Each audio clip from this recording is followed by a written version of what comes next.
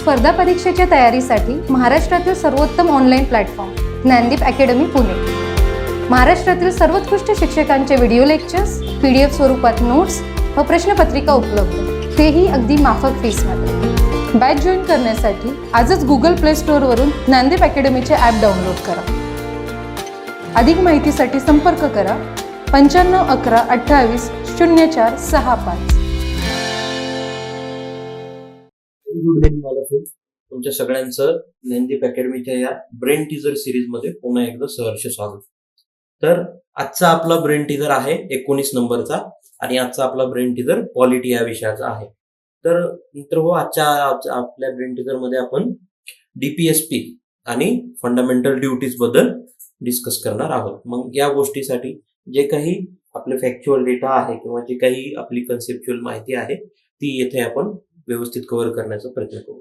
तर आजचा टॉपिक सुरू करण्याच्या पहिलं तुम्हाला काही गोष्टी आवर्जून सांगाव्याशा वाटतात की हे जे दोन गोष्टी आहेत, DPSP त्याला मार्गदर्शक तत्वे असं म्हणलं जातं आणि फंडामेंटल ड्युटीज त्याला मूलभूत कर्तव्य असं म्हणलं जातं.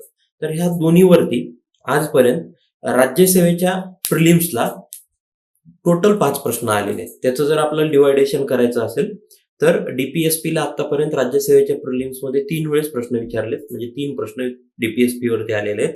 आणि फंडामेंटल ड्युटीज वरती आतापर्यंत राज्यसेवेच्या प्रिलिम मध्ये 2 प्रश्न विचारलेले आहेत. आणि हे 2 टॉपिक कंबाईनच्या एक्झामसाठी तर फार महत्वाचे आहेत. कंबाईनच्या एक्झामला DPSP वर आतापर्यंत 10 प्रश्न विचारलेले आहेत आणि फंडामेंटल ड्युटीजवर 8 वेळेस प्रश्न विचारलेले आहेत. तर मग या टॉपिकचं महत्व आता तुम्हाला लक्षात आलेलंच असेल की ती राज्यसेवा असो किंवा कंबाईन असो, या पर्स्पेक्टिव्हने हे दोन्ही टॉपिक फार महत्वाचे आहेत. तर सुरुवात करूयात आजच्या आपला ब्रेन टीजर 19. तर सगळ्यात पहिल्यांदा आपण DPSP बद्दल चर्चा करू. DPSP ला राज्य धोरणाची मार्गदर्शक तत्व असं म्हणलं जातं. मग या DPSP ची चर्चा करताना हे जे DPSP आहेत हे आपल्या राज्यघटनेचा भाग आहेत का? तर होय, हे आपल्या राज्यघटनेचा भाग आहेत. आपल्या कॉन्स्टिट्यूशनचा भाग क्रमांक 4 मध्ये या DPSPचा समावेश आहे. मग भाग क्रमांक 4 मध्ये आहेत तर या DPSP शी रिलेटेड आर्टिकल कोणते आहेत? तर याच्याशी रिलेटेड आर्टिकल कलम 36 ते कलम 51 हे जे काही आर्टिकल आहेत, हे जे काही कलम आहेत, हे सगळे DPSP शी रिलेटेड आहेत.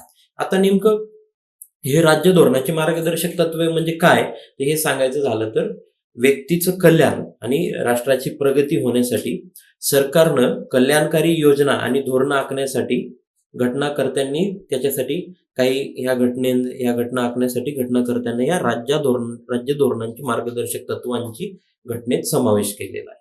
म्हणजे थोडक्यात काय, आता सरकार आहे तर सरकार जे काही राष्ट्राच्या प्रगतीसाठी आणि शेवटच्या व्यक्तीच्या कल्याणासाठी जे काही कल्याणकारी योजना किंवा धोरणं आखत असेल ते आखताना सरकारनं हे राज्य धोरणाची मार्गदर्शक तत्वे लक्षात ठेवावेत आणि ते लक्षात ठेवूनच, ते त्यांचा आधार घेऊनच, त्यांची मदत घेऊनच ती धोरणं आणि योजना आखावी असा हेतू घटनाकारांचा होता. आणि मग घटनाकारांनी तसं त्याच्यासाठी म्हणून ही राज्य धोरणाची मार्गदर्शक तत्वे त्याच्यात ऍड केलेली आहेत. तर मग हे जे काही DPSP आहेत हे DPSP आपण कुठनं घेतलेत? मुळात आपली राज्यघटना हे करत असताना तर हे DPSP आपण आयरिश घटनेवरून स्वीकारलेले आहेत. मग आता आयरिश घटनेमध्ये हे DPSP होत्या, तर आयरिश घटनेतल्या हे DPSP कुठून आल्या? तर आपण घेतल्यात आयरिश घटनेवरनं, पण ह्या आयरिश घटनेमध्ये आयरिश वाल्यांनी घेतलेल्या स्पॅनिश वाल्यांकडनं. स्पॅनिश घटनेवरून आयरिश घटनेवर आले. मग आपण आयरिश घटनेचा आधार घेऊन आयरिश घटनेकडनं ही DPSP आपल्या राज्यघटनेत घेतलेली आहेत. मग ही जी DPSP आहेत, आपला जो गव्हर्नमेंट ऑफ इंडिया ऍक्ट आहे 1935चा, तर आपण राज्यघटना तयार करत असताना 1935च्या गव्हर्नमेंट ऑफ इंडिया ऍक्ट मधल्या बऱ्याच गोष्टी, म्हणजे जवळपास सगळ्यात जास्त प्रमाणात आपण जशाच तसे गोष्टी कुठनं घेतल्या तर गव्हर्नमेंट ऑफ इंडिया ऍक्ट 1935 मधनं घेतल्यात आणि त्याच मधनं आपण हे मार्गदर्शक तत्वे 1935च्या कायद्यातील सूचनांची साधने याप्रमाणे आहेत. तर 1935 मधून आपण ही मार्गदर्शक तत्वांची सूचनांची साधने म्हणून घेतलेली आहेत. ही एक माहिती आपल्याला याच्याबद्दल सांगता येईल. तसंच या DPSPचा जर थोडंसं इतिहासाबद्दल आपल्याला बोलायचं असेल तर याबद्दल काय सांगता येईल की 1945 मध्ये सप्रू समितीनं 1945 मध्ये सप्रू समितीनं काय केलं होतं, हे जे काही डीपीएसपी आहेत ह्या मूलभूत हक्कांचं 2 गटात विभाजन केलं होतं सप्रू समितीनं. तर मग ह्या 2 गटात विभाजन केल्यानंतर त्याचं 2 गटात कसं विभाजन झालं, एक न्यायप्रविष्ट आणि एक गट जो आहे तो गैर न्यायप्रविष्ट.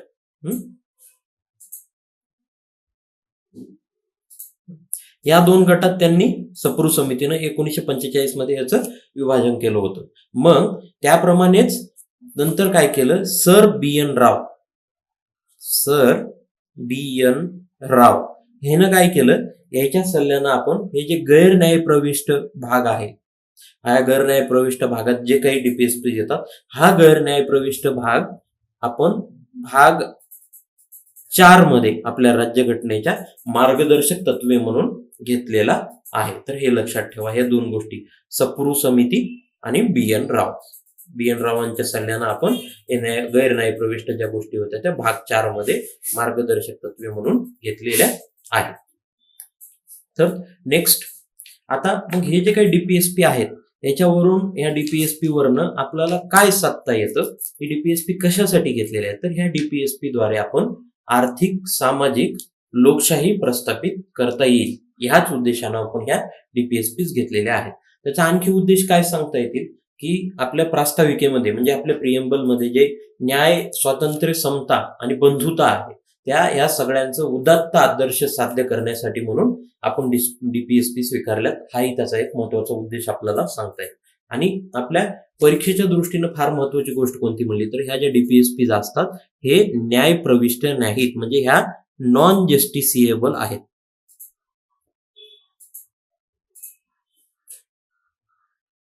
नॉन जस्टिसिएबल आहेत म्हणजे याच्या विरोधात, ह्याच्या उल्लंघनाच्या विरोधात आपल्याला न्याय मागता येत नाही किंवा न्यायालयात जाता येत नाही, त्याचा अर्थ ह्या न्यायप्रविष्ट नाही. त्यानंतर हे जे मार्गदर्शक तत्वे आहेत, ही मार्गदर्शक तत्वे 3 प्रकारची मार्गदर्शक तत्वे आपल्याला बघायला मिळतात. मग त्याच्यामध्ये पहिला प्रकार आहे समाजवादी तत्वे, दुसरा आहे गांधीवादी तत्वे आणि तिसरा आहे पाश्चिमात्य उदारमतवादी तत्वे. म्हणजे काय, ह्या मार्गदर्शक तत्वाचं 3 वेगवेगळ्या प्रकारच्या तत्वांमध्ये रूपांतर केलेलं आहे. मग त्याच्यामधला जो पहिला प्रकार आहे समाजवादी तत्वे, समाजवादी तत्वामध्ये कोणते कोणते कलम येतात, त्याचे उदाहरणादाखल जर कलम घ्यायचे राहिले तर आर्टिकल 38, 39, 39 अ, 41, 42, 43, 43 अ आणि 47 हे जे काही आर्टिकल आहेत हे आपले समाजवादी तत्वाचे मार्गदर्शक तत्व आहेत, जे समाजवादी तत्वाच्या अंडर खाली हे येतात असं आपण म्हणू शकतो. आता ह्याचं जर उदाहरण बघायचं असलं तर 39 अ हे जे कलम आहे, हे 39 अ हे कलम स्त्री पुरुषांना समान रोजगाराचा हक्क पुरवतं. स्त्री पुरुषांना समान रोजगाराचा हक्क.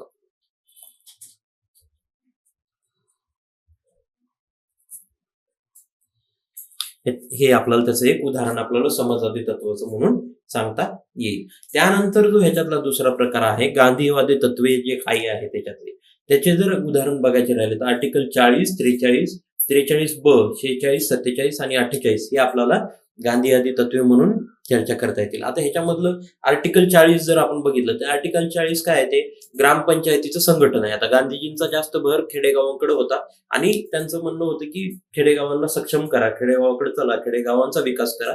त्यामुळं मग आर्टिकल 40 हे गांधीवादी तत्वानुसार आपल्याला ह्याच्यामध्ये बघता येतं डीपीएसपी याचं काय, ग्रामपंचायतीचं संघटनाबद्दलचं हे आर्टिकल आहे.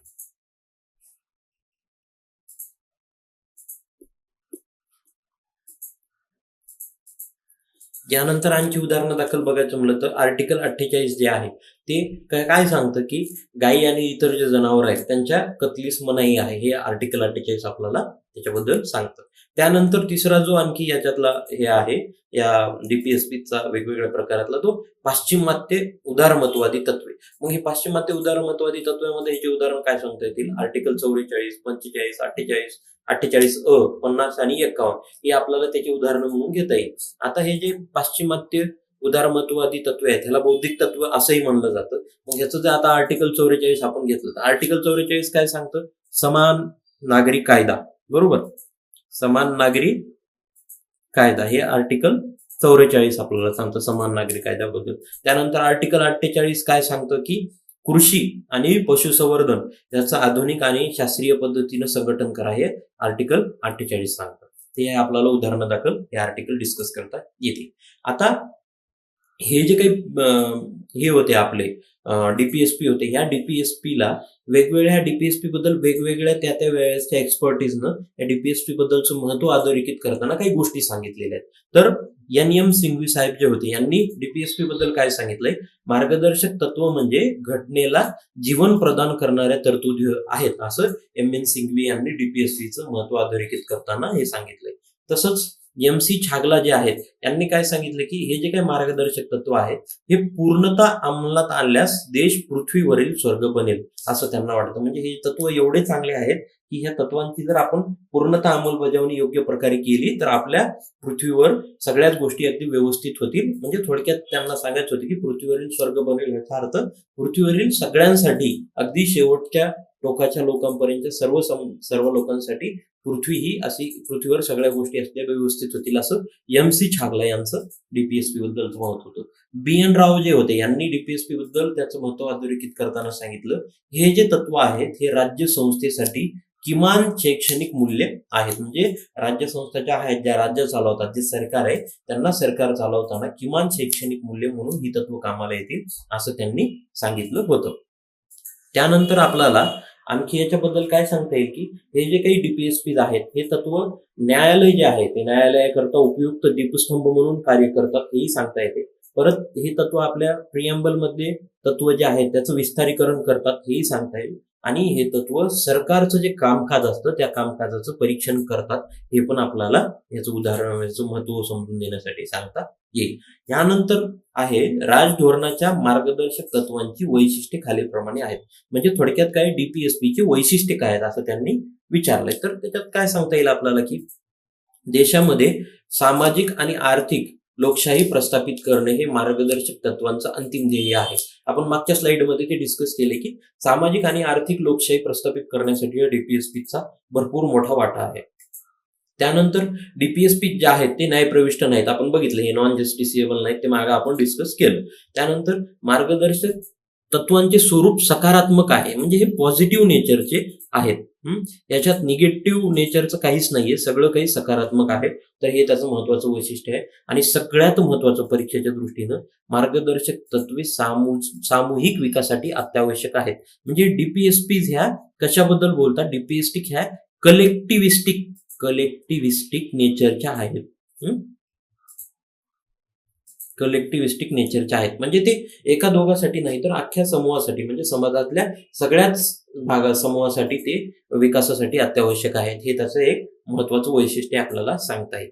तसंच आपल्याला या डीपीएसपीचं वैशिष्ट्यामध्ये आणखी काय सांगता येईल की देशात जे सरकार स्थापन केलेलं असतं त्या सरकारला कायदेविषयक, कार्यकारी आणि प्रशासकीय कामामध्ये ह्या तत्वांचं अनुकरण करावं लागतं.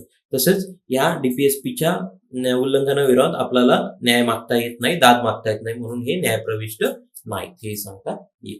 यानंतर मार्गदर्शक तत्वाच्या अंमलबजावणीसाठी कायदा करण्याची आवश्यकता असते. म्हणजे हे जे डीपीएसपी आहेत याची जर आपल्याला अंमलबजावणी करायची असेल तर याच्यासाठी कायदा करावा लागतो, कायदा करण्याची आवश्यकता असते. आणि हे जे काही तत्व असतात हे तत्व देशाच्या प्रशासनात मूलभूत आहेत आणि मूलभूत असल्यामुळं राज्य संस्थेनं पॉलिसी मेकिंग करत असताना या डीपीएसपीचा अवलंब करणं हे राज्य संस्थेचं कर्तव्य असतं, त्या राज्याचं, त्या देशाचं कर्तव्य असतं. आणि मार्गदर्शक तत्वे गतिशील असल्याने त्यांच्यामध्ये बदल अथवा सुधारणा करणे शक्य असतं. तर हे महत्वाचं आहे. तसंच न्यायालय जे आहे त्या न्यायालयांना एखाद्या कायद्याची जर घटनात्मक वैधता तपासायचं असेल किंवा त्या कायद्याची कॉन्स्टिट्युशनॅलिटी तपासायची असेल तर ते तपासत असताना हे जे काही डीपीएसपी आहेत ह्याची मदत होते, हेही लक्षात ठेवा. यानंतर हे जे काही तत्व आहेत या तत्वांमध्ये काही तत्व हे ऑलरेडी घटनेत होते आणि काही तत्वे हे घटनेत नंतर काही वेगवेगळ्या अमेंडमेंटनं, काही वेगवेगळ्या घटना दुरुस्तीनं समाविष्ट करण्यात आलेले आहेत. तर त्याच्याबद्दल आपण थोडक्यात चर्चा करूया.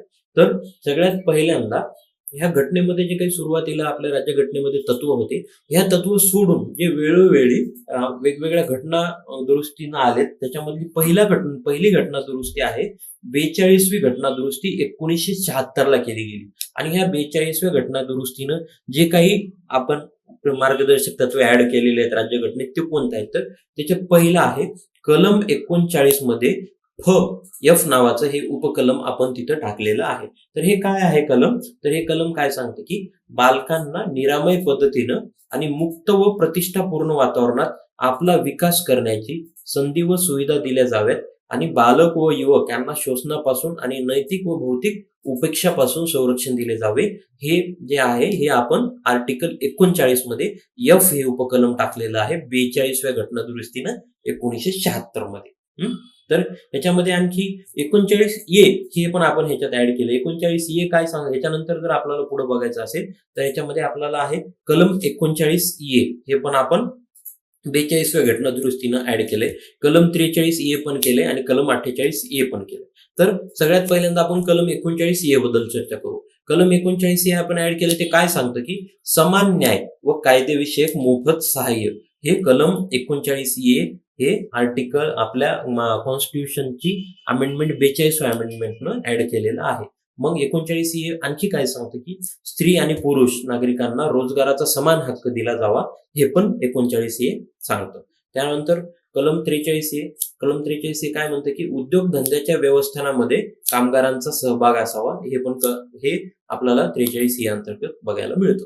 मग कलम 48 ए जे आहे ते कलम 48 ए पर्यावरणाच्या दृष्टीनं फार महत्वाचं आहे. तिथं काय सांगितलं की पर्यावरणाचे संरक्षण, संवर्धन आणि वने व वन्यजीवांचं रक्षण करणं हे कलम 48 ए नुसार आपण 42व्या घटना दुरुस्तीनं ऍड केलेलं आहे. तर मग ह्याच्याबद्दल काय सांगता येईल? कलम 48 ए मध्ये असं स्पष्ट सांगितलं की राज्य जे आहे ते देशाच्या पर्यावरणाचं संरक्षण तसंच संवर्धन आणि देशात जे काही वने किंवा वन्यजीवांचे रक्षण करण्याकरता प्रयत्नशील राहील.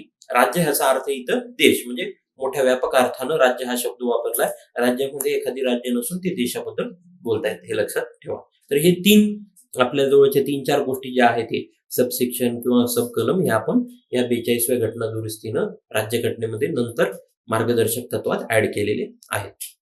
तसंच 44व्या घटना दुरुस्ती 1978ला झाली. त्याच्यानुसार आपण काय ऍड केलंय तर 44व्या घटना दुरुस्तीनं आर्टिकल 38चं सबसेक्शन 2 हे आपण ऍड केलेलं आहे. ते काय आहे की राज्य हे जे आहे ते उत्पन्नाची विषमता किमान पातळीवर आणण्याचा आटोकाट प्रयत्न करेल आणि दर्जा, संधी, सुविधा यातील विषमता नाहीशी करण्याचा प्रयत्न करेल. म्हणजे थोडक्यात काय सांगितलं की आपल्या देशामध्ये वेगवेगळ्या लोकांचं उत्पन्न, काही लोकांचं अति जास्त आहे, काही लोकांचं फारच कमी आहे, काही लोकांचं मध्यम आहे. हे जी उत्पन्नाची तफावत आढळते, ह्या उत्पन्नामध्ये जी विषमता दिसून येते, ही विषमता नष्ट करण्यासाठी राज्य हे नेहमी आटोकाट प्रयत्न करेल आणि सगळ्यांना एकाच दर्जानं एक चांगल्या सुविधा आणि संधी ह्याच्यात विषमता नाहीशी करून प्रयत्न करेल, असं या 44व्या घटना दुरुस्तीने 1978 मध्ये आर्टिकल 38(2) टाकून आपण आणखी मार्गदर्शक तत्वामध्ये हे ऍड केलेलं आहे.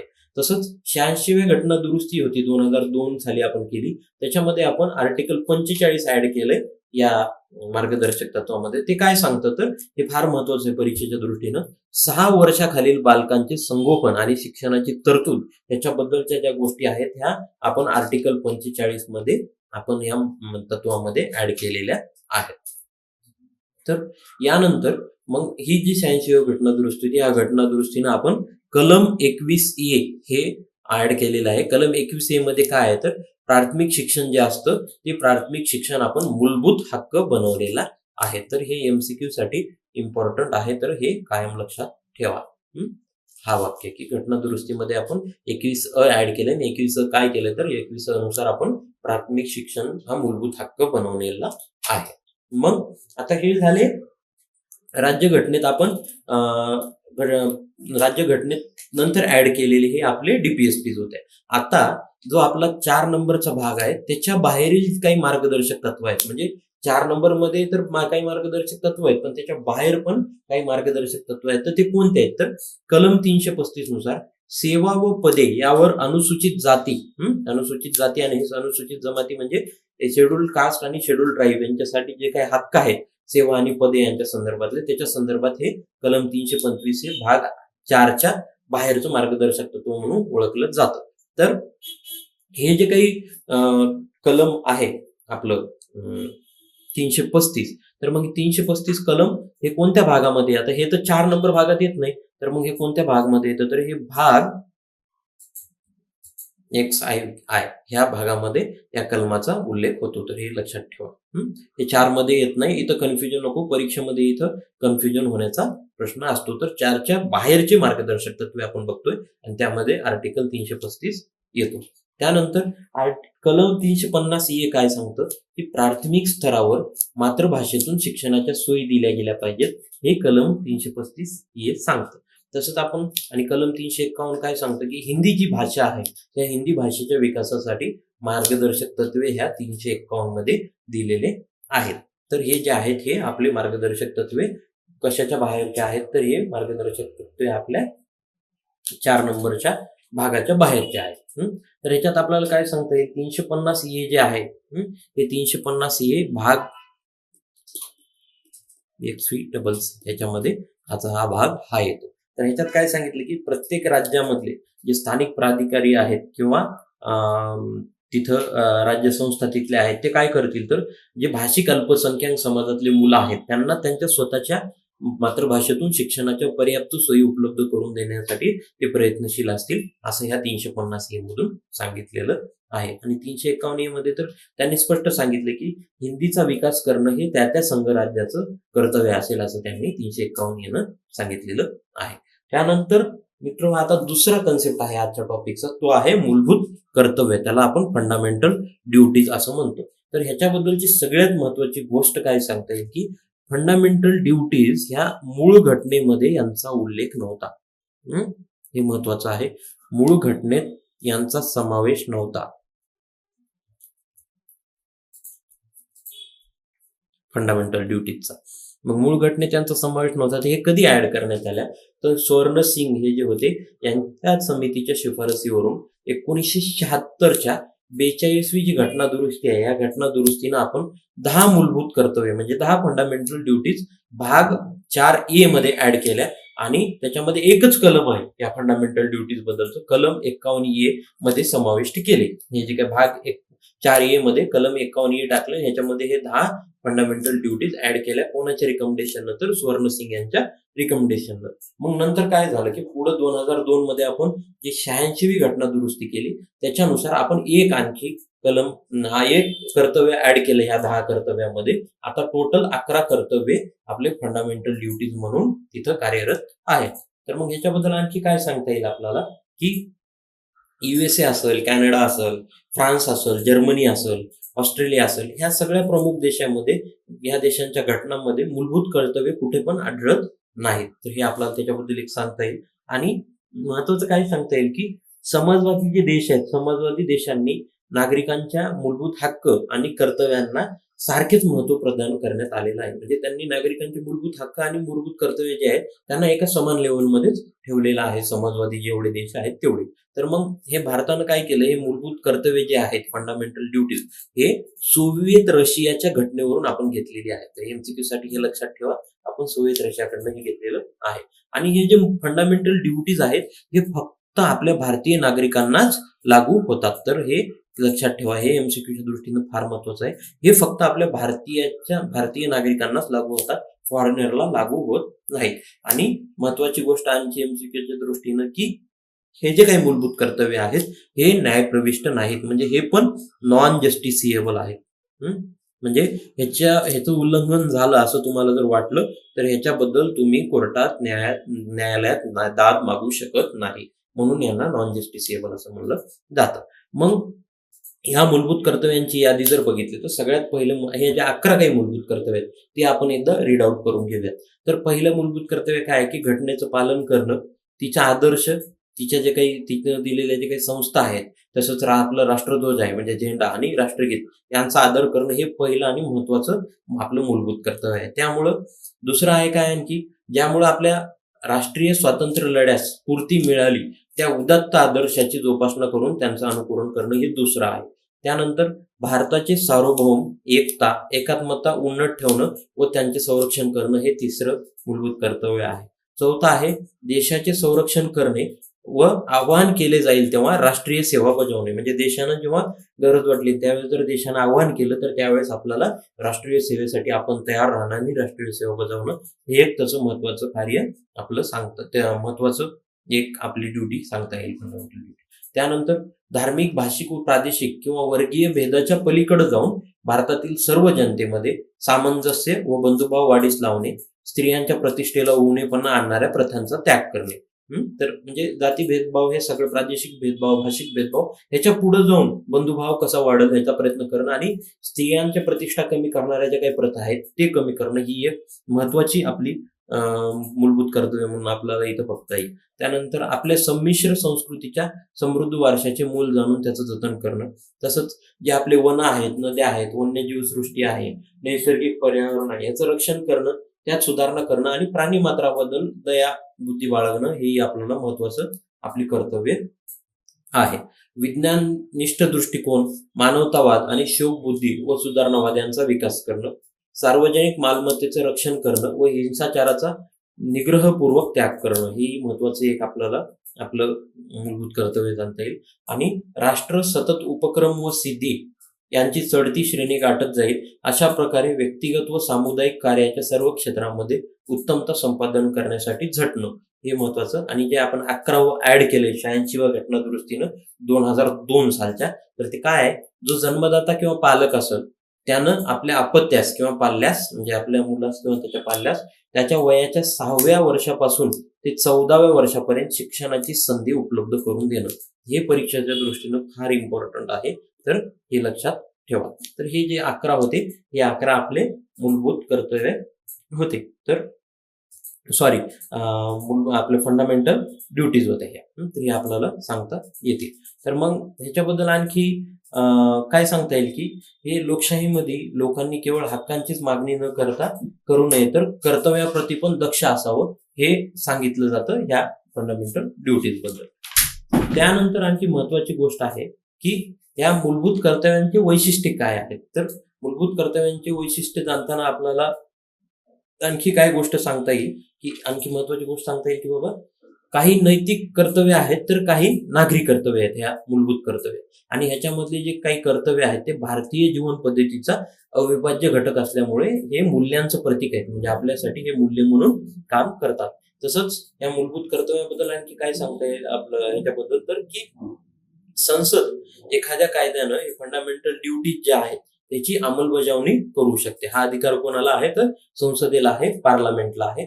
आणि आता हे झालं याचे वैशिष्ट्य. तसंच ह्याच्याबद्दल काही या मूलभूत कर्तव्यावरील टीका पण आहे. तर टीका काय केलेली आहे मूलभूत कर्तव्यावर, त्यावेळेस काही लोकांनी टीका केली. तर पहिली टीका आहे संविधानाविषयी दुराग्रह आहे असं एकानं टीका केलेली आहे त्याच्यावरती. परत दुसरी टीका आहे हे जे मूलभूत कर्तव्य आहेत हे सर्वसमावेशक नाहीत असं त्यांनी सांगितलंय.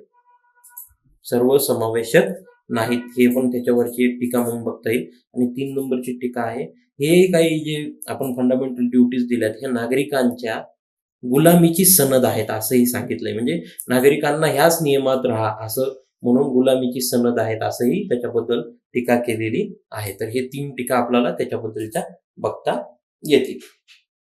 तर आणि मग ह्या मूलभूत कर्तव्यांचं काही आपल्याला महत्व पण सांगता येईल. तर महत्वामध्ये सगळ्यात पहिल्यांदा मूलभूत कर्तव्याचं महत्व काय सांगता येईल की हे जे मूलभूत कर्तव्य आहेत हे स्फूर्तीचा स्रोत आहेत आपल्यासाठी. तसंच आपण आपले जे काही हक्क आहेत फंडामेंटल राईट्स, ते फंडामेंटल राईट्स उपभोगताना नागरिकांना देश, समाज आणि इतर जे नागरिक आहेत त्यांच्या प्रती आपल्या कर्तव्याची जाणून करून देणारे हे फंडामेंटल ड्युटीज आहेत. हेही त्याचं महत्व आपल्याला सांगता येईल.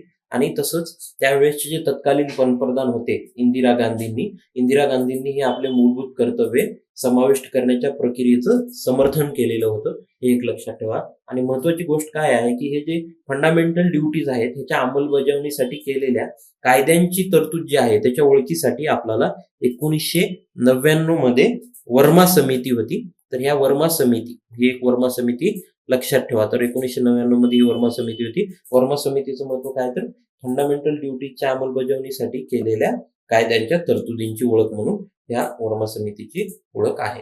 तर मित्रहो हे होते आजचे आपले 2 कन्सेप्ट आणि त्याच्याबद्दलच्या डिटेल गोष्टी. तर अपेक्षा आहे तुम्हाला ही माहिती समजली असेल आणि परीक्षेच्या दृष्टीने हे दोन्ही टॉपिक महत्त्वाचे असल्यामुळे या माहितीवरून येणाऱ्या प्रत्येक परीक्षेत तुम्हाला चांगले मार्क्स मिळवता येतील. याच पॉझिटिव्ह नोट्ससह आपण इथं थांबू. लवकरच भेटू पुढच्या ब्रेन टीजरमध्ये. Thank you so much. Have great day. स्पर्धा परीक्षेच्या तयारीसाठी महाराष्ट्रातील सर्वोत्तम online platform Gyandeep academy Pune. महाराष्ट्रातील सर्वोत्कृष्ट शिक्षकांचे व्हिडिओ लेक्चर्स, PDF स्वरूपात नोट्स व प्रश्नपत्रिका उपलब्ध, तेही अगदी माफक फीसमध्ये. बॅच जॉईन करण्यासाठी आजच गुगल प्ले स्टोअरवरून ज्ञानदीप अकॅडमीचे ॲप डाउनलोड करा. अधिक माहितीसाठी संपर्क करा 95 11 28 04 65.